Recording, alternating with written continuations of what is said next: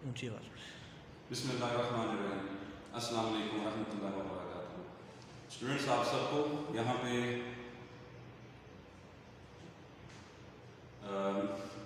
शुक्रिया आप सबका कि आप लोग आए और हम आज डिस्कस करेंगे मुकाबला पाकिस्तान।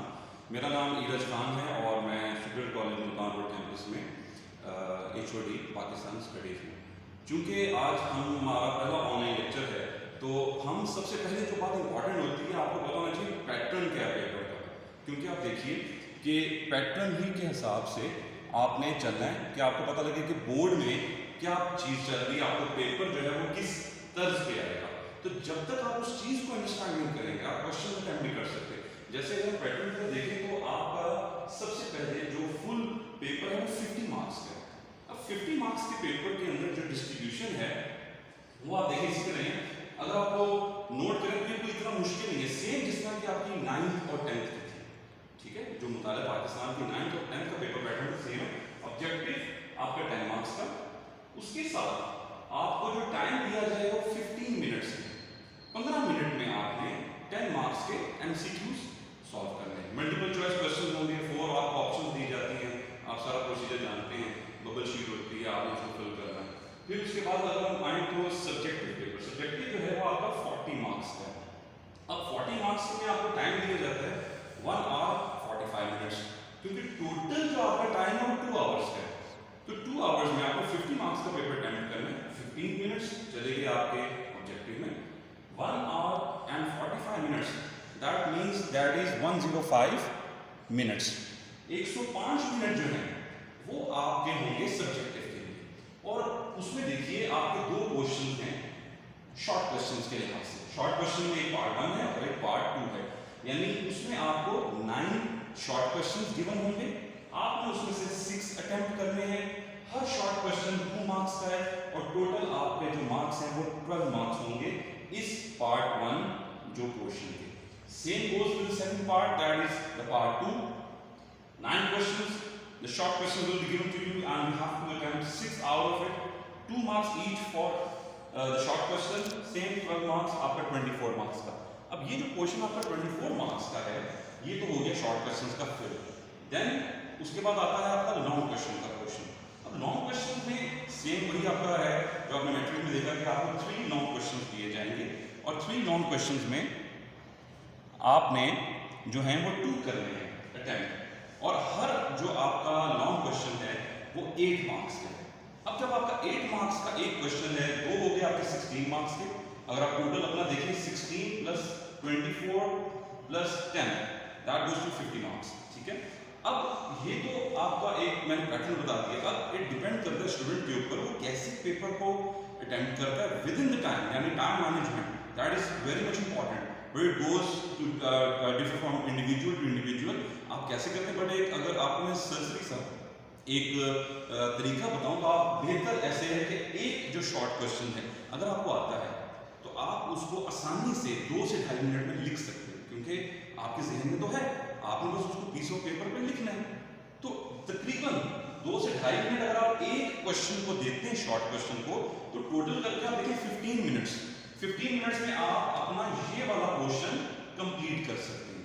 यानी आपके 6 शॉर्ट क्वेश्चन हैं, 2 मिनट दीजिए, 2.5 मिनट दीजिए, 15 मिनट का अपना टारगेट रखेंगे, मैंने 15 मिनट में ये क्वेश्चन कंप्लीट करना है। सेम इसको भी 15 मिनट दीजिए, यानी आपका ये जो पार्ट 1 और पार्ट 2 है शॉर्ट क्वेश्चन का, ये आपका 30 मिनट्स, हाफ एन आवर। कोशिश करें हाफ एन आवर में आपने ये शॉर्ट क्वेश्चंस कंप्लीट कर लेंगे।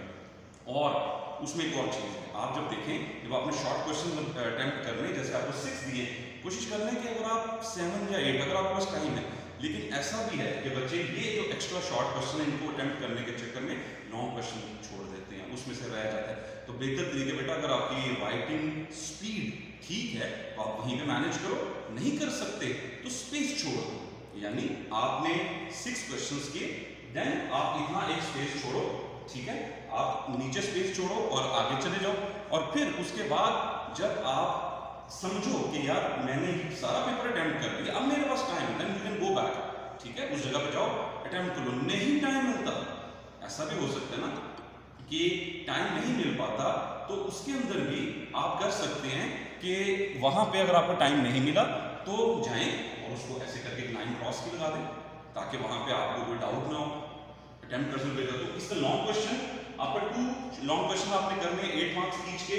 बेटा कम से कम कोशिश करें 35 मिनट्स दीजिए उसको, एक लॉन्ग क्वेश्चन को 35 मिनट्स में। यानी आपके पास डेफिनेटली आपके पास वॉच तो होगी, घड़ी रख लो, सामने रख लो, एक अंदाजा लगाओ कि यार मैंने 25 से 30 मिनट, यानी 25 से तो नीचे जाना नहीं ना, 30 से, क्योंकि आप देखो लॉन्ग क्वेश्चन में आपने 10 से 12 हेडिंग्स दोगे, रेफरेंसेस दोगे, प्रॉपर एक खूबसूरत सी प्रेजेंटेशन होगी, उसमें आपने 35 मिनट्स अगर दोगे तो इंशाल्लाह वो प्रीटी एनफ होगा। So 35 minutes for one question, 35 minutes for the second question, that goes to 70 minutes. अब गौर कीजिए, इसके लिए आपको दिए गए थे 105 मिनट, आपने 70 मिनट्स इस्तेमाल कर लिए, you still got 5 minutes left, and that you can use it for your paper checking. आप अपना पेपर चेक कर सकते हो, यार मेरा ऊपर से कोई मिस तो नहीं हुआ, आप यहाँ पे जाके देख सकते हो, आपका कोई शॉर्ट क्वेश्चन नहीं मिस हुआ, होता है ना शॉर्ट क्वेश्चन रह गया, यार उसको मैं कंप्लीट कर दूं। तो बेटा टाइम को कोशिश कीजिएगा कि टाइम को आप प्रॉपर्ली मैनेज करो। अगर आप टाइम को प्रॉपर्ली मैनेज कर सकोगे तभी होगा। यहाँ पे प्रॉब्लम बढ़ती है लॉन्ग क्वेश्चन में, बच्चे कहते हैं सर टाइम नहीं मिला, हमने बहुत लिखना था, ये था वो था, उसको पहले प्रैक्टिस करनी है कि यार मैं क्या प्रॉपर्ली उस चीज़ों को डिफाइन कर रहा हूँ, ठीक है कि नहीं कर रहा, क्या ये मेरी चीज़ें प्रॉपर्ली यूटिलाइज हो रही हैं, जो चीज़ मैं चाह रहा हूँ एक्सप्लेन करना क्या वो हो रही है। सो ये सारा आप पे डिपेंड करता है। उसमें एक और चीज़ आपकी हैंड राइटिंग का स्टाइल है, उसमें फॉन्ट का साइज आपका क्या, कुछ बच्चे बहुत छोटा छोटा लिखते हैं, कुछ बहुत बड़ा बड़ा लिखते हैं। सो उसमें आप पे ऊपर डिपेंड करता है। एवरेज हैंड राइटिंग जिस बच्चे का स्टाइल है उसके लिहाज से आप अगर 6-7 सफ़े लिख लेते हो लॉन्ग क्वेश्चन के लिए, उसमें आपके 10 से 12-13 हेडिंग्स भी हो जाएंगे। लेकिन कोशिश कीजिए रेलिवेंट्स का, हेडिंग्स के साथ। एक बच्चा बल्क में लिख लेता है सारे का सारा, 100% उसका करेक्ट है, लेकिन यार उसने लिख दिया सारा बल्क में, तो एग्जामिनर के पास इतना टाइम नहीं होगा जो बोर्ड में एग्जाम। हम तो आपके टीचर्स हैं, हम तो आपके लिए प्रॉपर्ली उसको पढ़ के चेक करेंगे, लेकिन बोर्ड में बहुत मुश्किल होगा। बहुत कम लोग आपके लिए जो प्रॉपर्ली उसको पढ़ के, उसके लिए क्या होगा, हो सकता है 100% लिखा हो, वो कह देंगे यार पता नहीं कैसे, ठीक है आपको रैंडमली नंबर्स दे दिए जाएं, 4 out of 8, 5 out of 8, 3 out of 8, but अगर आपने प्रॉपर प्रेजेंटेशन के साथ दिया होगा, हेडिंग्स बनाई होंगी, हेडिंग्स के साथ करोगे, इंशाल्लाह उम्मीद है, अल्लाह से उम्मीद है कि इंशाल्लाह आपको मैक्सिमम मार्क्स मिल सकते हैं। क्योंकि देखिए ना यार ह्यूमन साइकी, आपके पास कोई भी चीज़ आती है प्रेजेंटेबल, आपके वाला सब घर आए, उन्होंने आपसे पानी मांगा, अब आप जाए और मुंह बनाया और ऐसे करके पानी लगाया पीने, यार उसकी जगह आप ट्रे में प्रॉपर्ली ऊपर ग्लास कवर रखा होगा, खूबसूरती से देंगे डैड अबू ये लीजिए, तो वो उनका दिल खुश, प्रेजेंटेशन से दिल खुश होता है। वो एग्जामिनर पेपर पढ़ेगा, वो कहते यार प्रॉपर हेडिंग्स बनाई हुई हैं, डेट्स आ रही हैं, मुस्लिम लीग का क्याम कब हुआ 1906, आपने बोल्ड करके मार्कर से लिखा है, कायदे आज़म का जिक्र है, इलामा इकबाल का जिक्र है, आपने बोल्ड करके मार्कर से लिखा है, प्रेजेंटेशन स्ट्रॉन्ग होगी, मार्जिन लाइन्स लगाई होंगी, थोड़ा सा स्पेस दिया होगा, कायदे आज़म का फरमान आया, एक लाइन का स्पेस दिया, आगे चले गए, फिर स्पेस दिया, फिर आगे चले गए।